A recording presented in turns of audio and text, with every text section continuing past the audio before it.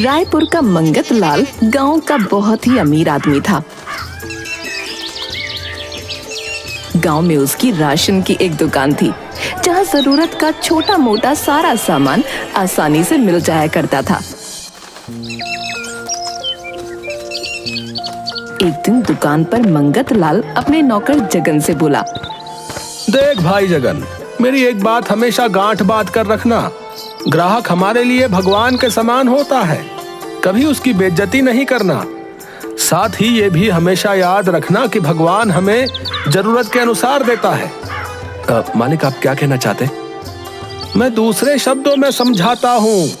अगर ग्राहक तुमसे पूछता है कि चावल क्या भाव दिए, तो तुम उसे बोलते हो 20 रुपए का 1 किलो। जी मालिक। क्या 1 किलो चावल के बदले ग्राहक कभी तुम्हें 21 रुपए या 25 रुपए देता है? नहीं मालिक, ऐसा तो कभी नहीं होता।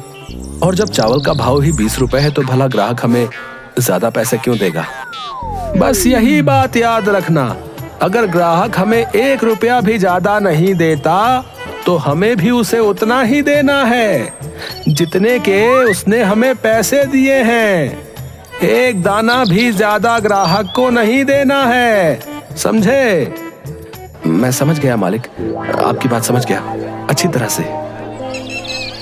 मैंने इतना कुछ ऐसे ही नहीं जोड़ा है, बड़ी मेहनत लगती है और बड़ा हिसाब किताब करना पड़ता है। जी मालिक, सही कहा आपने। गांव के सब लोग जानते थे कि मंगत लाल बहुत कंजूस है। उसके अंदर दया नाम की कोई चीज नहीं। वो कभी किसी की मदद नहीं करता। परंतु उसकी पत्नी शांति थोड़ी अलग थी।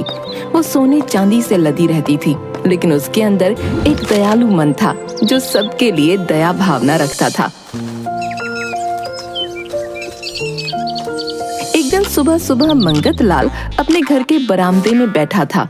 तभी उसे किसी व्यक्ति की आवाज आई, कौवे खरीद लो, कौवे। सुंदर सुंदर मोटे ताजे कौवे खरीद लो। कोई मेरे कौवे खरीद लो। अरे ये कौन है जो कौवे बेच रहा है? आवाज से तो लग रहा है कि वो कौवे ही बेच रहा है। कैसा मूर्ख इंसान है, भला कौवे कौन बेचता है और खरीदना किसे है उन्हें? उत्सुकतावश मंगत लाल घर के बाहर जाता है। एक आदिवासी अपनी कमर पर एक कपड़ा लपेटे, कंधे पर कुल्हाड़ी लिए और सर पर टोकरी रखे आवाज दे रहा था, कौवे ले लो, कौवे। क्यों भाई, क्या बेच रहे हो? कौवे बेच रहा हूँ साहब। दिखाओ कैसा कौवा है। आदिवासी अपना टोकरा चबूतरे पर रखकर मुस्कुराता हुआ बोला, ये देखिए साहब। मंगत लाल की आंखें खुली की खुली रह गईं। ये कौवे हैं? जी साहब, ये कौवे हैं। वो कौवे नहीं बल्कि तो मोटे मोटे काले तीतर थे। तीतर का मांस बड़ा ही गर्म होता है और कीमती भी। मंगत लाल ने खुद से कहा, कैसा मूर्ख है, ये इतने बेशकीमती तीतर के जोड़े को कौवे का जोड़ा बता रहा है। मन ही मन खुश होकर, कितने रुपए जोड़े हैं ये तुम्हारे कौवे? 20 रुपए जोड़े हैं साहब। बड़े महंगे दे रहे हो तुम। मैं तो 15 रुपए दूंगा एक जोड़े का। अगर देना है तो दो, वरना मैं चला। नहीं नहीं साहब, आप तो बहुत दयालु लगते हैं। मुझ पर कृपा कीजिए और इन्हें खरीद लीजिए। कहाँ मैं इस गर्मी और धूप में इन्हें लेकर भटकता रहूंगा। आदिवासी ने 2-2 तीतर के पैर एक साथ बांधकर जोड़ा बनाकर टोकरी में रखा था। उसने एक जोड़ा निकाला और जमीन पर रख दिया। साहब, ये रहा आपका कौवे का जोड़ा। ये लो तुम्हारे पूरे 15 रुपए, गिन लो। आपका बहुत बहुत धन्यवाद साहब, आप बड़े ही अच्छे हैं और दयावान भी। अच्छा, तुम्हारा नाम क्या है ये तो बताओ। सेठ जी, मेरा नाम नाथू है। ठीक है, अगली बार जब तुम्हें और भी कौवे मिले तो मेरे पास जरूर आना, मुझे ये बहुत पसंद है। जरूर साहब, अब मैं जब भी इधर आऊंगा तो आपके पास जरूर आऊंगा। नाथू चला गया और मंगत लाल अपने किए सौदे पर इतराते हुए अपनी पत्नी को तीतर दिखाता है। अरे, इतने मोटे ताजे तीतर यहाँ कौन रख गया है? वही जो कौवे बेच रहा था। कौवे बेचने वाले के पास तीतर भी थे? हाँ, वो बड़ा ही मूर्ख था। इस कीमती तीतर को कौवे के भाव बेच रहा था। क्या भाव दिया उसने तीतर? 15 रुपए जोड़ा। शांति की आंखें फटी की फटी रह गईं। क्या कहा? 15 रुपए जोड़ा? ये इतने मोटे ताजे तीतर तुम्हें 15 रुपए में मिले हैं? हाँ, वो बड़ा ही मूर्ख था। उसने ये कीमती तीतर 15 रुपए में दे दिए। शांति शाकाहारी थी, इसलिए मंगत लाल ने अपने मित्र को दावत पर बुलाया और बाहर बरामदे में तीतर को बनाकर दोनों दोस्तों ने खा लिया। मंगत लाल बार बार तीतर के भाव को सोचकर खुश हुए जा रहा था। एक हफ्ते बाद ही रोज की तरह मंगत लाल अपने घर के बाहर बरामदे में बैठा था। तभी उसे एक आवाज सुनाई दी। रंगना ले लो, कोई मेरा रंगना ले लो। मंगत लाल ने घर के बाहर देखा, क्योंकि उसे नाथू की आवाज तुरंत पहचान में आ गई। अरे नाथू, इधर आओ। ये रंगना क्या होता है? जरा मैं भी तो देखूं।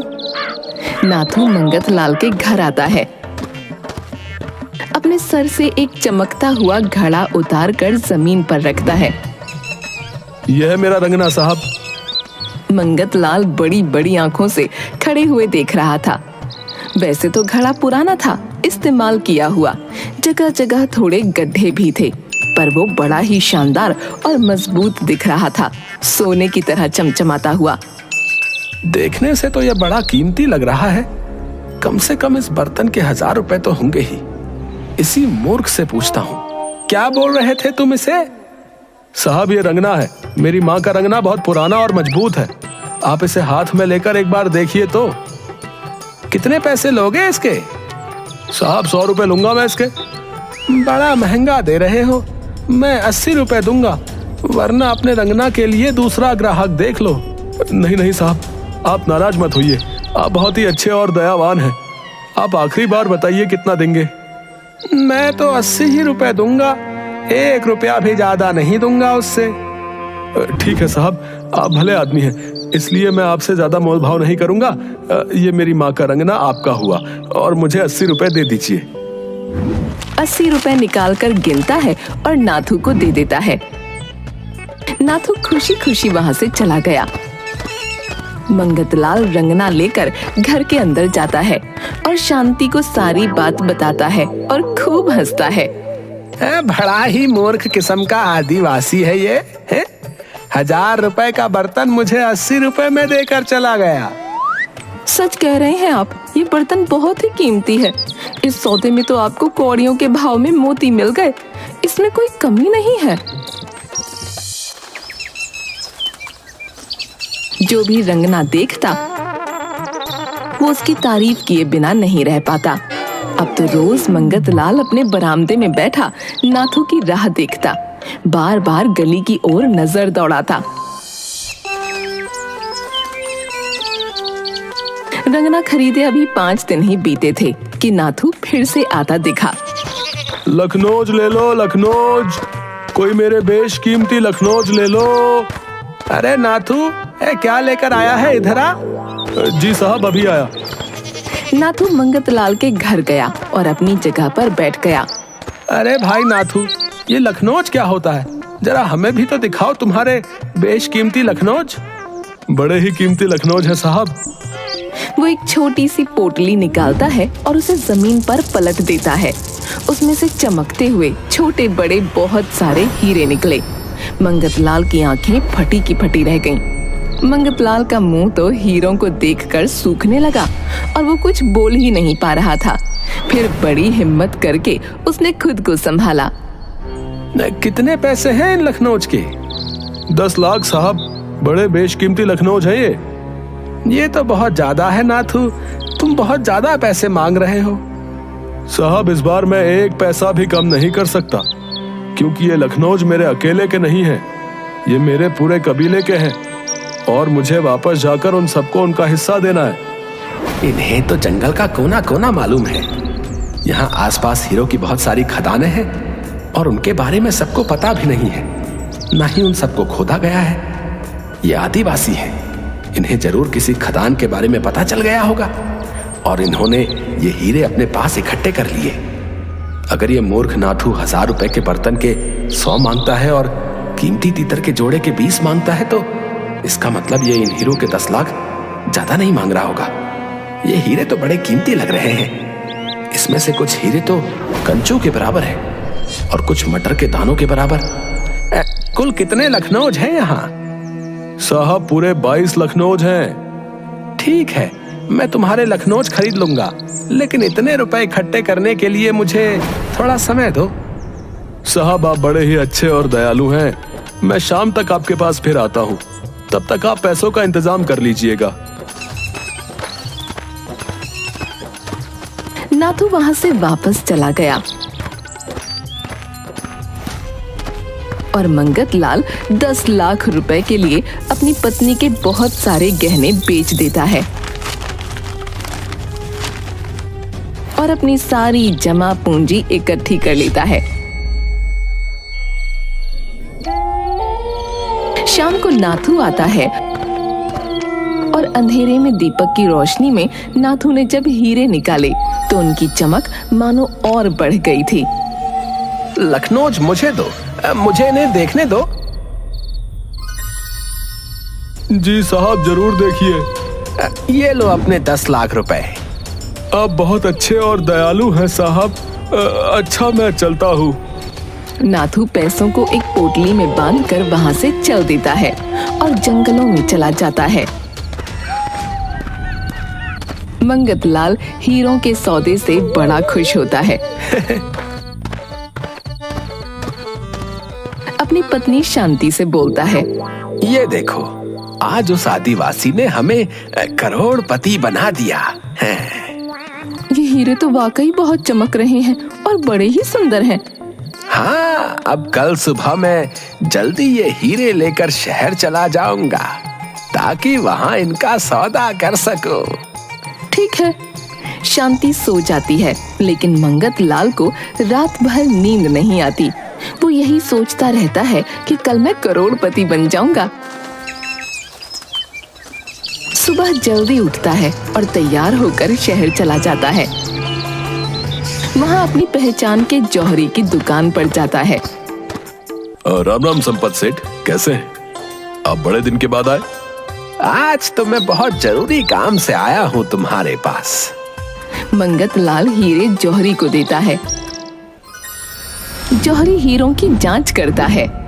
संपत सेठ, चमक तो बहुत रहे हैं ये, लेकिन ये हीरे नहीं है। ये तो कांच के टुकड़े हैं, सिर्फ कांच और कुछ भी नहीं। तुम क्या कह रहे हो? मैंने अपना सब कुछ लगा दिया इस सौदे के लिए। मैं सच कह रहा हूँ संपत सेठ।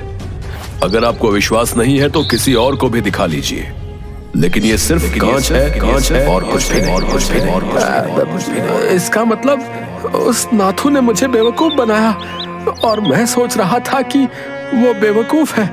असलियत में बेवकूफ वो नहीं, मैं ही हूँ। मंगत लाल के तो मानो पैरों तले जमीन ही निकल गई हो। उसने जितने सपने देखे थे वो एक क्षण में टूट गए। नाथू ने ये जाल फेंका था जिसमें मंगत लाल फंस गया था और अपना सब कुछ गंवा बैठा था। लालच और सस्ते सौदे के चक्कर में उसने अपनी जमा पूंजी थोड़े से कांच के टुकड़ों के बदले नाथू को दे दी। ये एक सच्ची कहानी है और आज भी ये एक कविता के रूप में छत्तीसगढ़ में कही जाती है। कौवा के धोखा में तीतर बिकाई और बिकाई रंगना। जब फटे लखनऊ धमाका, ना घर सोहे ना अंगना।